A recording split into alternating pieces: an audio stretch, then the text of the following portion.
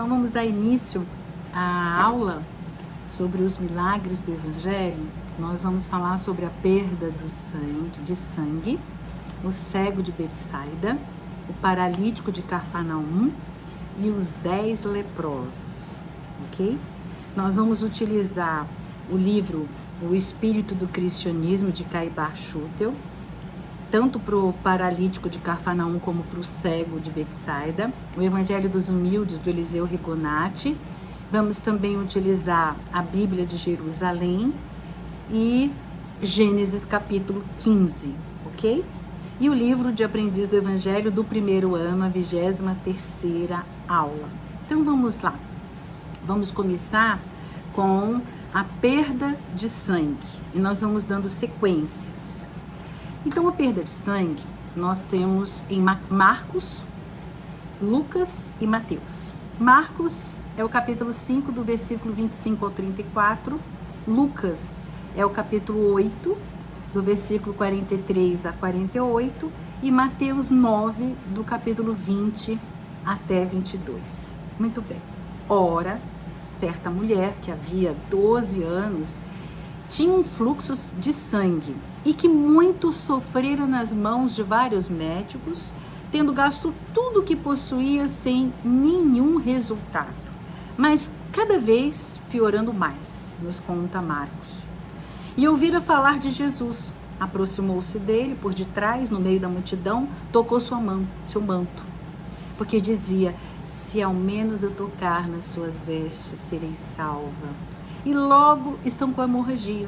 E ela sentiu no corpo que estava curada de sua enfermidade. E imediatamente Jesus, tendo consciência daquela força que dele saíra, voltou-se para a multidão e disse: quem tocou minhas roupas? Os discípulos disseram-lhe: vês a multidão que te comprime e pergunta quem me tocou? Jesus olhava em torno de si para ver quem havia feito aquilo. Então a mulher, amedrontada, trêmula, sabendo o que lhe havia sucedido, foi e caiu-lhe aos pés e contou-lhe toda a verdade. E ele disse-lhe: minha filha, a tua fé te salvou. Vá em paz e fique curada desse teu mal. Pois é, durante 12 longos anos, essa mulher sofreu dessa hemorragia crônica, né? Que hoje nós médicos sabemos que era a endometriose.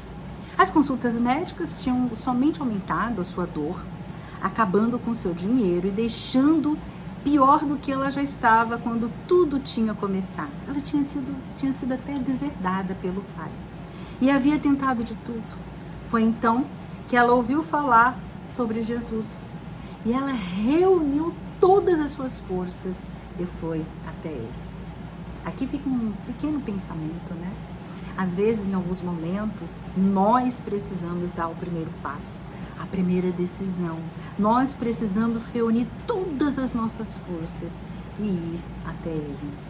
Muito bem, continuando, aproximou-se dele, tocou a borda das suas vestes, ou orla do manto, esperando que ninguém notasse, inclusive Jesus. Nós não sabemos, diz lá a Bíblia, né, de Jerusalém, se ela se sentia inferior demais para falar com ele, ou se ela tinha medo de se aproximar, porque ela era considerada impura. Você sabe que naquela época, a lei de Moisés, né, descrita lá no Velho Testamento, no Levítico 15, do versículo 25 ao 33, dizia que tanto o fluxo normal de menstrual, né, como qualquer outro tipo de hemorragia, era considerado imundo e por isso ninguém poderia tocar na sua cama ou nas suas vestes, pois ficaria também impuro. E no fluxo menstrual ainda tinha que esperar 7 dias depois que acabasse a menstruação, né? Agora, imagina só a solidão e o isolamento que essa mulher vivia por 12 anos. O texto só diz que tinha uma enorme fé na pessoa de Cristo, pois dizia mentalmente: se ao menos eu tocar nas suas vestes, eu serei salva. É o versículo 28, né? E ela estava certa. A passagem deixa claro que essa fonte de energia secou. Logo no 29, no versículo 29 diz: logo estancou a hemorragia. No mesmo instante, Jesus, conhecendo a si mesmo, conhecendo em si mesmo a força que dele saíra, retornou ali para o meio da multidão e disse o quê? Quem tocou as minhas vestes? E seus discípulos disseram, vede a multidão que te comprime por todos os lados e pergunta quem te tocou? E Jesus olhava tudo e todos ao seu redor para ver aquele ou aquela que o tocara, né? Muito bem. Em Marcos, né? A gente pode ver no livro Gênesis, né? Ele diz que em Marcos ele não usa o termo força. Ele diz que saiu virtudes. Depois a gente volta a falar sobre isso, tá? Então, poder, força, virtude, o que era? Eram fluidos que haviam saído dele, mas notem que ainda que esse poder não se tivesse esgotado, a cura não havia sido completa.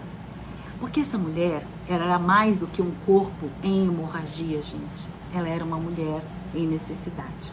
Psicossomaticamente, quando nós temos uma hemorragia, né, simboliza a saída ou perda de sangue, quer dizer que a gente vive contrariado, que a gente não sente alegria nas coisas que a gente faz. E aí, dependendo do local, né, a gente tem hemorragia. No útero, que é o local que ela teve hemorragia, simboliza também a criatividade ou um relacionamento conjugal. Percebe? Porque da endometriose, essa mulher, ela entrou em contato com Jesus. Ele e ela souberam o que aconteceu, mesmo que ninguém mais tivesse percebido. Vendo que Jesus não se moveria dali, enquanto ela não se aproximasse dele, ela se derramou aos seus pés e disse-lhe a verdade, que é o que está escrito na Bíblia, né? Simbolicamente, gente, a verdade é quando nós temos aquela ousadia, a coragem de se despir, expondo-nos diante da presença do Pai Celestial. Quando a gente faz, como diz Emmanuel, né, a justa apreciação de nós mesmos. Não que ele não conhecesse o que estava no seu íntimo, mas é que quando a gente confessa alguma coisa, a gente tira a nossa máscara, a gente reconhece o nosso erro, a gente compreende, e aí é o primeiro passo em direção à própria cura, à mudança do pensar. Jesus deu-lhe uma resposta belíssima, em 4 partes. Vamos lá? Ele falou, minha filha, a vossa fé vos salvou, ide em paz, sede curada desse teu mal. Primeiro, você sabia que esse é a única vez que Jesus chama alguma mulher de filha? Foi a única vez. É um termo carinhoso, né? Íntimo. Se colocando ali no lugar de um pai amoroso que tudo conhece e tudo perdoa. A segunda parte, a tua fé te salvou. Jesus queria assegurar a ela que o seu corpo havia sido curado pela fé dela, não por ter tocado na roupa dele, para evitar aquela história de amuletos, né?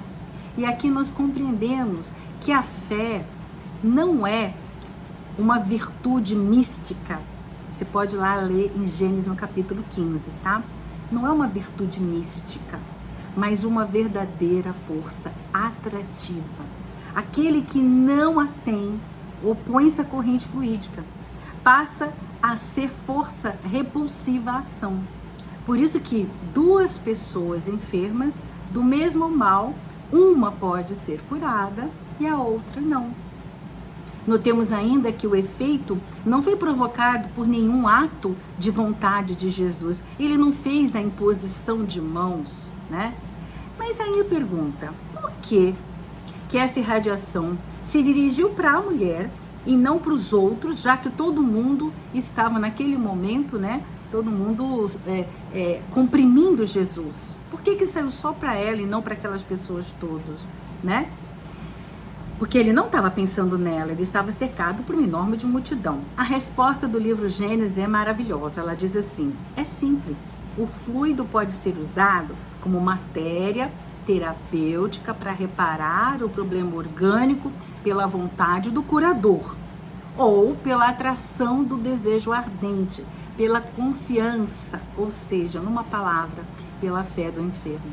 Então, quando a gente está lá, né, dando passe em alguém, precisa da nossa força, da nossa vontade, do nosso desejo de ver aquela pessoa melhor. Mas ao mesmo tempo, a pessoa que recebe o passe, o assistido, ele precisa estar ali também, acreditando, atraindo essa força, abrindo os seus campos energéticos para receber melhor. Né? Não pode ficar pensando, depois quando eu sair daqui eu acho que eu vou comer um bolinho, não sei o que, né? Tem que estar ali com a mente, o coração, a alma receptiva. E a terceira parte, ide em paz, é que a paz, quando a gente tem, diz Emmanuel, né? A preocupação compromete a sua alegria, impede a sua paz e confina a sua liberdade. Olha que lindo. Em outro momento, né? Ele estava ali naquele momento, mandando embora as ansiedades. Quando nós estamos esfomeados de paz, nós perdemos o alinhamento com o Pai Celestial. Em outro trecho bíblico, inclusive, Jesus diz aos discípulos, né? Quando ele vai começar a fazer a multiplicação dos pães, ele mandai assentar os homens, ou seja, calma. Muitas vezes a gente suplica por socorro, a gente está desesperado e não conseguimos, todavia, estabelecer ordem em nós mesmos para a recepção dos recursos celestiais. Então, o primeiro passo, antes da cura, é a calma.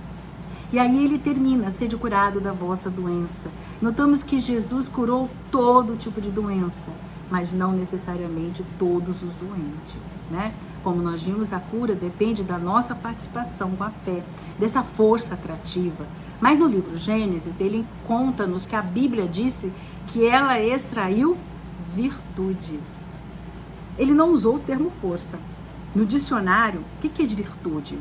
É uma qualidade moral particular. Ou seja, nos esclarece que não foi só o fluido que ela extraiu que pode ser usado como matéria terapêutica para reparar o problema orgânico, né? Ela extraiu algo mais. Ela extraiu a virtude, mostrando que para a cura se completar, necessário é a mudança interior. É a mudança do pensamento, é a mudança do agir, das atitudes.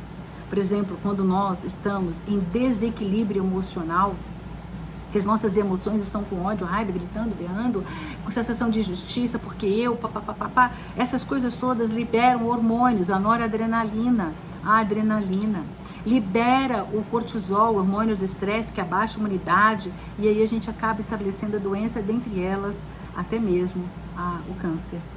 Por isso, a mudança interna é importantíssima para que haja essa cura. Compreendendo então essa passagem, vamos reunir todas as nossas forças, como ela fez, e vamos até o Mestre, mentalmente, extraindo de Jesus a cura de nós mesmos, seja qual nível que precisa ser curado. Vamos buscar as virtudes dele para derramar em nós. O Mestre trouxe a vida. Esvaziamos um pouquinho de nós mesmos, daqueles velhos hábitos, e vamos nos encher dele. Abraços fraternos. Na próxima nós vamos falar de... Deixa eu ver aqui. O próximo que nós vamos falar é o cego de Betsaida.